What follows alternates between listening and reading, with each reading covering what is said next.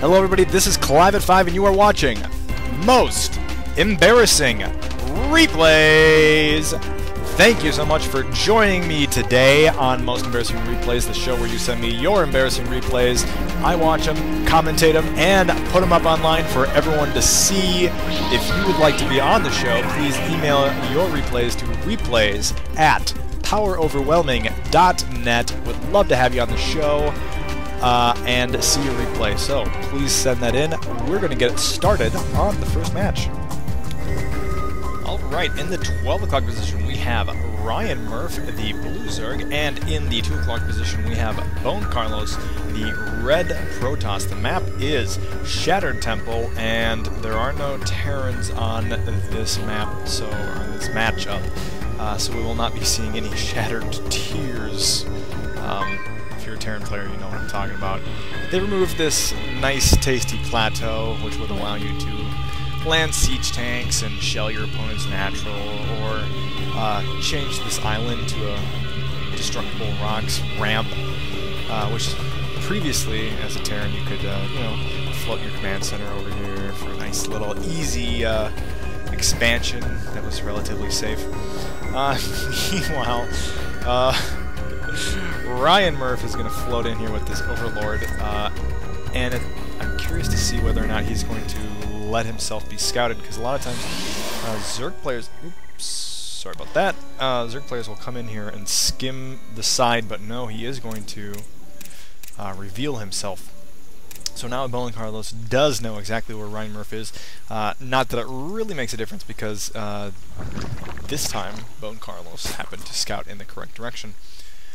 Gas going down first for Ryan Murph, so you might be seeing a Speedling first build. No hatchery, of course, yet, and nothing too out of the ordinary. Chrono Boosting on probes, gateway, and I'm assuming a first gas to follow up pretty quickly here. And yes, now there is that spawning pool. So, let's just take a look at the APMs. I like to look at the APMs early on in the match just to see what sort of caliber players we are. Not that APM is really that much of a deciding factor, but it does. It is an indicator in a lot of cases. And here's something also to note: Zerg players usually you'll see 3 drones on gas right away, just until you have 100 gas. So I'm wondering if he's going to pull a couple of those drones as well, go for a little bit more of a mineral heavy. Yes, he does just pull those 2 drones. Premonition! No, I've just watched enough replays by now. You'd think that I'd be able to actually follow through on something, right? If I watch some decent replays, then why am I still just pitiful gold level player? I don't know. And a Cybernetics core going down in that specific positioning, of course, because the Zealot's going to come here and block the ramp from any sort of a Zergling run by. In the meantime, those Zerglings are in production, just about to finish, and yes, speed is also being researched. And running a little bit of a mineral surplus here, so it's probably about time that Ryan Murph's going to go for an expansion. Meanwhile, running out with these Zerglings, going to drop back actually and just check out to see if there's any sort of a pylon out. Always a good practice for players playing against Protoss. Please let me through. It's gotta be kind of an intimidating situation for a probe. There's like this big golden armored zealot with flashy side blades, and here you're just like this little probe trying to get through. Please let me through. Now that hatchery is going down, and a sentry out, so we will see, I'm sure, some force fields should it come down to that. Bone Carlos, you may remember from our episode 1 of Most Embarrassing Replays, actually threw down a missed force field, just missed the entire center of his ramp, so more Zerglings, well actually Banelings were able to run by and break his door. Oh, it was very tragic. So if you haven't seen that, please do check that out. That's on my YouTube account, youtube.com/Clive5. In the meantime, what's this I'm seeing? A Stargate. Very good. I like to see Stargates more so from Protoss. In PvZ, we will see those Phoenix going to harass these overlords that are flying a little bit out on the edge that can be easily picked off. Once they become greater in number, I'm sure we'll be seeing these queens getting picked up and focused down. No more activity from the gateway. I'm actually wondering if this is a little bit riskier of a play style, or riskier of an opening rather, from Bone Carlos, especially on account of what happened to him in that first episode of Most Embarrassing Replays, where he was just utterly overwhelmed by the number of Zerglings that were coming up his ramp. Even had he brute forced his way through, he would have been successful at breaking the ramp. Though fortune would have it for Bone Carlos, Ryan Murph is not going for any sort of a extreme mass Zergling or Speedling build. Now those Phoenix are able to pick off a Overlord, but now just taking a break, letting their shields recharge. Able to pick up that queen and might indeed pick it off. There is two more queens coming up to try to fend this off, but Graviton beam just runs out. Now these three might be able to take down even another queen. Oh, transfuse just before that queen goes down. I did not know you could transfuse queens in the air. That's something new. Very neat. Okay, so Zerg players, now you know you can transfuse your queens in the air. A natural expansion now going down for Bone Carlos. Let's take a look at the, army size. Wow, Bone Carlos substantially ahead, and actually putting Ryan Murph in the red. Continuing to pick off these overlords, actually. Wow. He just has a really large number of overlords. I'm going to actually now pick off some of these drones as well. But there's a Spore Crawler there that's going to be able to scare off these Phoenix, I'm assuming. Gotta be careful. Can't afford to lose any of those yet. Really nice harass from Bone Carlos, I have to say. 4 queens out. That should be, pretty good. But of course those Phoenix can dart around at all angles and come from both sides here. So even though there are 4 queens out on the map, it's going to be difficult to protect against those Phoenix, even though, I guess there is a Spore Crawler, so unless the numbers of Phoenix continue to increase, then Ryan Murph might be rather safe. Another Overlord going down, and though he was, now he's in the, back in the water a little bit here. Wow. Really nice harass from Bone Carlos.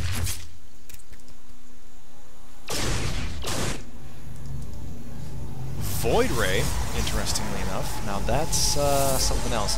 Void Ray is one of those units that's difficult to use, because you kind of had to use it in conjunction with your army until you have a really large number of them.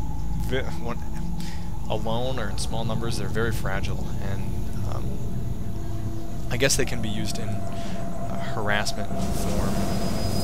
I usually see that in PvT, though. Not quite as much in Z.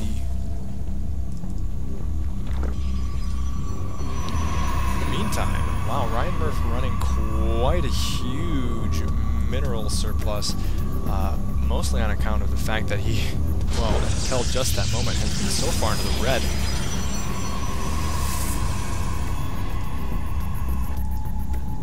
And actually, he does have quite a few roaches out, and now that Hydra, I saw those Hydras in production, and wow, look at the huge army size difference. However, a lot of that is sort of locked up in air on Bone Carlos' side. Sure, he can use that anti-grav, but it's a lot more difficult to use that against a strong ground army. And these Hydralisks are going to be able to take down Phoenix rather quickly. I am kind of surprised, though. I would almost sort of recommend leaving a few Hydras near his main bases, otherwise he's going to continue to get drones and overlords picked off here and there.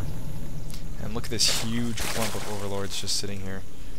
it's not going to be too difficult for these Phoenix to run back here and sit on top of this plateau and pick away even more of these Overlords. Wow, he's got to be careful of those Hydras. And now, seeing how many Hydras there are there, Bone Carlos has to start thinking, okay, what am I going to do against this changing Zerg army? There's actually run by, wow, 4 Zerglings get into the base, and they're going to be able to scout what's going on here. They see actually a second Stargate, and they're going to... Okay, they get... Wow, those 4 Zerglings only got 1 probe kill.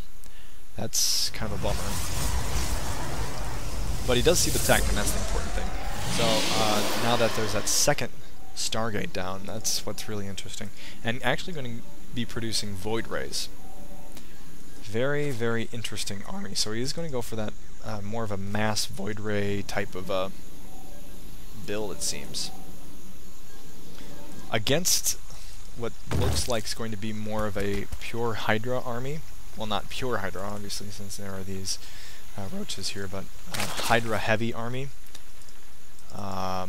I'm not sure how well that's actually going to do. But we'll see. In the meantime, a lot more Zealots going down, which I approve of, I suppose. Really has to do something about the ground army. And Void Rays are going to go in while that army is contained. And... Ooh, able to pick off a Queen. Almost, actually, well, I'm getting a little bit low on that health there for one of those Void Rays. As long as he keeps moving in and out and keeping his troops guessing where the attack is going to be coming from next, Bone Carlos is going to be free to continue building up, and I would actually like to see a third and possibly a fourth go down. Look at the huge mineral surpluses these two have going. Wow, that's a lot of Hydras. Hydras are considerably stronger than they are in Brood War. So, if you're new to StarCraft 2, don't let yourself be fooled by the number of Hydras there. Wow, able to take down the Roach Warren, and now these Hydras are coming in, and these Void Rays better run or they're going to get picked off. Whoa, almost losing that one Void Ray there, but wow, nice timing in pulling that off. And I don't think he's actually going to lose one. No, loses 2. Yikes, got to be careful with that micro. I was going to say that that was good timing to pull off. In the meantime, Bone Carlos' army running through in the ground. Wow, really nice block off there from those roaches. I'm now going to pull back, just take a few kills, and then move back, wait for that energy to recharge. Nice engagements. Keep it small, keep it bouncing back and forth, so that Ryan continues to guess where the next attack is going to come from. And it's actually, since he is coming in from this side, Bone Carlos is coming in from this side with the air, it's smart of Ryan Murph to leave his Hydras on this end, and in the meantime keep his anti-ground, aka the roaches, on this side as well. Now both players looking to go for a third. Ryan Murph going for the protection of those destructible rocks. However, that may be susceptible to a bit more Phoenix harass, lifting up those drones and taking them down. Wow. Wow. Ryan Murph's army is just started to barrel out of control here. And even though there is a greater mineral-sized army or resource-sized army, just the size of his ground force is huge. And as I said before, a lot of Bone Carlos' army is trapped up in that anti-air and those Phoenixes. And those are much harder to use against such a huge barreling Zerg force. Now, I am kind of disappointed to see that there isn't more creep spread from Ryan Murph. And now here comes the engagement. Wow! Oh, some decent force fields, but really he trapped the short-ranged roaches inside and kept the longer-range Hydras outside, so that really didn't do a whole lot of good, just a little bit of misplacement, and Bone Carlos knows it was a mistake, and he GG's. Wow, how quickly a game can turn around with just a little bit of missed micro. Wow, thank you very much, Bone Carlos, for sending me that replay, and I'm going to go ahead and get into a second match. Hey everybody, welcome to part 2 of Most Embarrassing Replays. In the bottom left hand corner we have Coffee Break, the light blue Protoss. Light blue? Sure. And in the top right corner we have Chaos Tech, the Lavender Terran. The map is Zelnaga Caverns, of course, the map, you know it. It's the one with the distinctive C-shaped ridge cradling this typically third expansion, with the pathway leading up into the natural expansion. Really good for some harass tactic. I've seen all sorts of races use that hidden back stretch of pathway there. Protoss often put pylons there. Terran will sometimes build buildings in that back corner, or Zerg I've even seen put some Nidus canals back there, as you may have witnessed in the previous episode of Most Embarrassing Replays. If you missed it, do check out my YouTube account, youtube.com/clive5, so that you can pick that up, or not pick it up, but rather watch it. Cheese and no cheese, Chaos Tech is saying out loud. That's interesting. Coffee Break, on the other hand, chronoing those probes, so it doesn't look like he's waiting for any sort of early aggression, at least on that front. Chaos Tech putting down an internal barracks, and now this is kind of what I was talking about. Maybe I wasn't talking about it actually in Most Embarrassing Replays, maybe in one of the other commentaries I've done. Sort of this internal stance, it seems to becoming more popular, I guess not more popular, but more common the higher rank you go, mostly because it's so easy for buildings up front to get picked off by Protoss, and you will oftentimes end up seeing a bunker first right on top of the ramp, so you still can prevent against that run up, or that ramp bust, or whatever you want to call it, yet still have, I don't know what I was saying, doesn't really matter. First Marine gonna come out. I end up starting a lot of sentences that don't really make any sense. And probe might actually get away. Nope, actually Coffee Break's gonna forget about that probe, and it is going to go down. Now, typically you don't really care about scouting probes in lower levels because there's not really that much going on. They waltz in, they sit here, and a probe comes up and zaps away at it, and zaps away a little bit more, and zaps away a little bit more until the thing dies. But yeah, that probe definitely went down. There is the Marine with the kill. Good job, Marine. Just a little pat on the back. Killed the probe. Early expand going down, and barracks reactor, so it looks like we'll be going at least heavy Marine to start, maybe switching that up for a factory for the Hellion push. I know Chaos Tech really likes to use those Hellions, and that early expand is probably going to work out okay, because Coffee Break is in no hurry to produce units here. Just a single sentry out, it looks like. Oh, might as well bring up the production tab. Actually, let's bring up the units tab. Yeah, that single sentry is all he has up in terms of army units. And let's bring up this fancy little thing, right? Just about even on supply, 24 versus 25. Income-wise, on par, I guess. Coffee Break's a couple harvesters ahead, so that may pan out, I guess. Then again, Chaos Tech is nearly finished with this command center now, so as soon as those mules start getting into production, I can foresee Chaos Tech's income really starting to skyrocket. Actually, second barracks. Oh, and there's the factory, so sorry, I missed that, and I'm presuming that, no, actually going to build a separate reactor just for that factory, so heavy Marine, heavy Hellion. And morphing that command center into an orbital command before moving it out, that's sort of a preference thing, I guess. And an Immortal coming out instead of the typical Observer first. Coffee Break upgrade hasn't complete. Scouted anything in Chaos Tech's base recently, and I'm sure they'll similar situation, but now Chaos Tech has a decent idea of his army, of Coffee Break's army, that is. And it looks like Coffee Break's going to move in it just in time to see... Nope, not going to see that the orbital's landing, but is going to plant a proxy pylon back in that hidden little pathway I was telling you about. or not necessarily that I was telling you about, that I'm sure you're already aware of. Coffee break actually stands to pose a little bit of a threat here.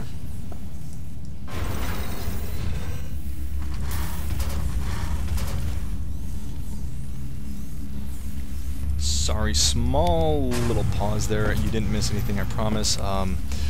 So it does look like Coffee Break's going to push in for a little bit of aggression, and this Command Center might actually be in a little bit of trouble. Nice force field on the ramp to block out half of Chaos Tech's troops, and this could be trouble. Another force field blocking those Marines out, and that's really bad for Chaos Tech. This Command Center is almost certainly going to go down. Yes, it's definitely going to go down. Man, more force fields, and this sentry has plenty of energy to keep throwing those force fields down. And now it's a fine time for Coffee Break to back off and actually put down an expansion of his own. Oh, but in the meantime, these Hellions managed to make their way inside of Coffee Break's base. I didn't even catch that, and yikes, almost all of Coffee Break's probes are gone. Look at that, down to 4 harvesters, single immortal. Oh. Might be able to actually finish these Hellions off if they aren't microed well enough.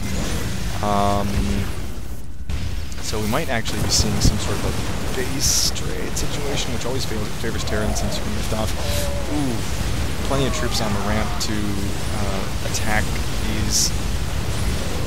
Ooh. Coffee Break actually, GG's. Wow, that was a close match, and I'm not sure if I would really call that embarrassing. Maybe embarrassing on Product Coffee Break for losing all those probes to just a couple of Hellions. Wow, and I thought that Chaos Tech was going to be in trouble there. Just goes to show that I am still learning the ins and outs of commentating and paying attention to the minimap. That's one thing I know I need to do more in my games, is watch the minimap.